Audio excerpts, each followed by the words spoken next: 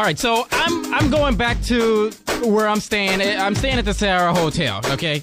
I didn't stay at the Gold Coast. I wanted to stay on the Strip. I didn't stay at where I normally stay when I go to Vegas because I didn't want to stay there either. All right, so I'm staying at the Sierra Hotel, right?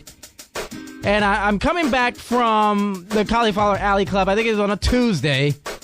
Then I'm coming back to my room at the Sahara. And I'm going about my business. Now the entrance where I come from and where I park my car is around back, closer to the hotel room, right? Or closer to the check-in, check-out line. That's where I park. So it's easier for me to come in through that way. Here you have the front desk. You have security right there. You have the bellhop. And you also have a store where they sell T-shirts and liquor and all other types of things, memorabilia from Vegas and the Sierra Hotel. And right in front of all this is a pair of men's boxer briefs just laying on the floor. I'm like, do these assholes not see a pair of boxer briefs laying on the floor? You got the front desk, you got security, you got the bellhop, and a store owner. And no one's budging. No one's moving it. Now, I'm sorry, but that's unacceptable to me. So as soon as I get up to the room, I'm calling the front desk. I'm like, do you guys not see what's in front of your desk there? I didn't understand it. I seen it. People walking by seen it, but they didn't see it. Long story short, I checked out. I'm not staying there. No way. Here's Luna Vachon. You don't even have to introduce me, because I am the most awesome woman that ever stepped foot in a squared circle. I am Luna Vachon, the most dangerous woman that ever stepped foot in a squared circle and through the ropes. You go ahead. Well, she did it herself. Luna Vachon sitting right here next to me. Her family's, 10, 15 feet away from me right here. The great Luna Vachon right here at the Cauliflower Alley Club. Let me start off, Luna, by saying 1980s. The WWF, you were a part of the promotion. What was the reason why you never wrestled in 1980? In 1980s, I wasn't really part of the promotion. I started out in Florida with Florida Championship Wrestling with Kevin Sullivan. Bob Roop had shaved one side, the right side of his head. I had shaved the left side of my head. And, well, actually, I was giving an award to Kendall Windham. And they didn't know I was a Vachon in the locker room at Florida Championship Wrestling. That was the old Florida Championship Wrestling with Gordon Solie. You got some tape, kid? I got some talking to do. I'm good. Okay. So it was Kevin Sullivan, Mark Lewin, King Curtis, and Bob Roop. Bob Roop had shaved the right side of his head, and I shaved the left side of my head, and I was sort of Bob Roop's female counterpart. So I really started in Florida for Florida Championship Wrestling. And I had started by giving an award to Kendall Windham. And Kevin Sullivan came out and he slapped me, and he slapped me so hard. And I took a giant bump for him. And I was there just to look like a reporter. And I took a big old bump for him. And I went back to the locker room with Wahoo McDaniels carrying me. And I was crying and everything. And as soon as I got through the locker room door, I started laughing. I said, "Is that the best you can do?" And then it was about then that Jake the Snake said, "I know you. You're a Vachon. You're that new Vachon girl that's been training. Luna, what's her name?" And at the time they were calling me Angel, and Mike Graham said, "Would you shave half your head?" And I said, "Yeah." And so here I was. I shaved half my head, and I became part of Kevin Sullivan's dark side. Right. Now, Sensational Sherry.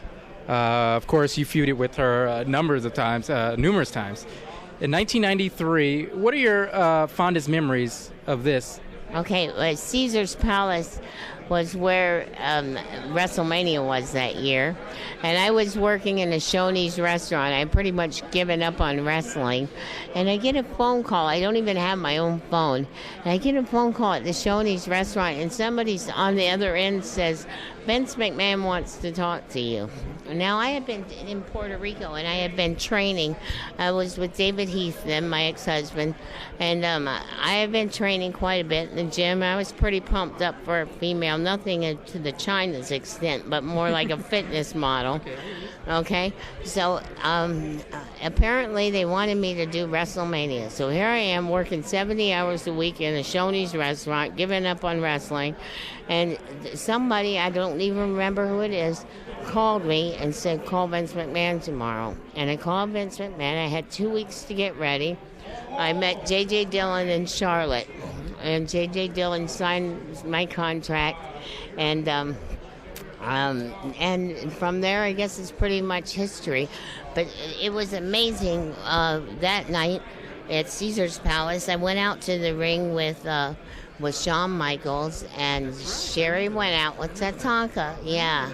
And it was a great, great evening. I remember I was so nervous that I couldn't come out of my room for all the meet and greets and stuff, and nobody knew that I was coming in. And in those days, you didn't let anybody know. Like, I didn't even let my mom know I was going to be. I just told her, to rent WrestleMania. And there I was. I came out with Shawn Michaels. And at the end of the match, I whacked Sherry with a clothesline, and the rest is history. Now, among yourself, Bam Bam Bigelow, your hair, your head, he had it all tattooed, and you, of course, shaving your head, and then of course, tattoos, got the veins in your head. What are your memories of Bam Bam Bigelow? Of course, he died a couple of years back. Unfortunately, we did lose Bam Bam, and as I've said today a couple of times, it's unfortunate in our sport that there's no place that you can get the high that you can get in the center of the ring. And unfortunately, we're losing our wrestlers to drugs, sex, rock and roll, shopping, sex, drugs. We're losing a lot of wrestlers because there is no high like the high that you get in the center of the ring. And Bam Bam was so agile for his size, and he had hurt his back real bad, and then he, I believe, had 2 back surgeries and then a motorcycle accident in Florida. And so he was on quite a few pain medications, and 1 is never enough, and 2 is way too many. So it's a shame that we lost Bam Bam, but he was awesome because every night he would teach me and Tatanka. We were working the circuit with Tatanka at the time, and he would take us and teach us what went right, what went wrong with this match, what's the difference between tonight's match and that last night's match. Bam Bam was a great teacher. He was taught by the Monster Factory, Larry Sharp, and he'll be missed. Of course, you managed Bull Nakano. Yeah, well, when Bull Nakano came in, she didn't speak any English, so they needed somebody to go around, and I managed her against Alundra Blaze, who was Medusa Michelli. That's right, I didn't stutter. I said Medusa Michelli. That's right, babe. Anytime you want to get in the ring with me, I'm still ready for you. Anywhere, anytime, any day. You heard it here first. Luna Vachon is challenging Medusa right here on OWW Radio. Okay, you worked in ECW in the early stages of your life. What are your thoughts, opinions on that? It was an awesome venue to go into, what they had going there, when Tommy Dreamer and Raven, what they had going, and to be a part of that. And then when they brought Gangrel in, and he said, I'm here for my wife, and I was with Tommy Dreamer at the time. And they had a hardcore match that, I mean, when they got back from the locker room, back from being out in the ring and around the building and all over the place, and it was a 3 three-way dance, actually, because I was getting my licks on Gangrel as best I could, too. Because, Gangrel and I kind of liked it like that. Stiff and solid. That's the way to do it. It's not like there's workers like there was back in the day.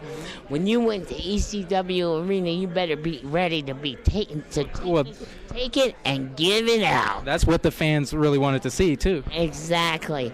And so I was beating the vampire to death, and the vampire was trying to catch me, and Dreamer would catch the vampire. I don't think Raven crucified me that night, but one night he did end up crucifying me. But when you get the adrenaline that would run through ECW Arena, and to call anything else ECW other than the Philadelphia building that was ECW Arena is a mistake.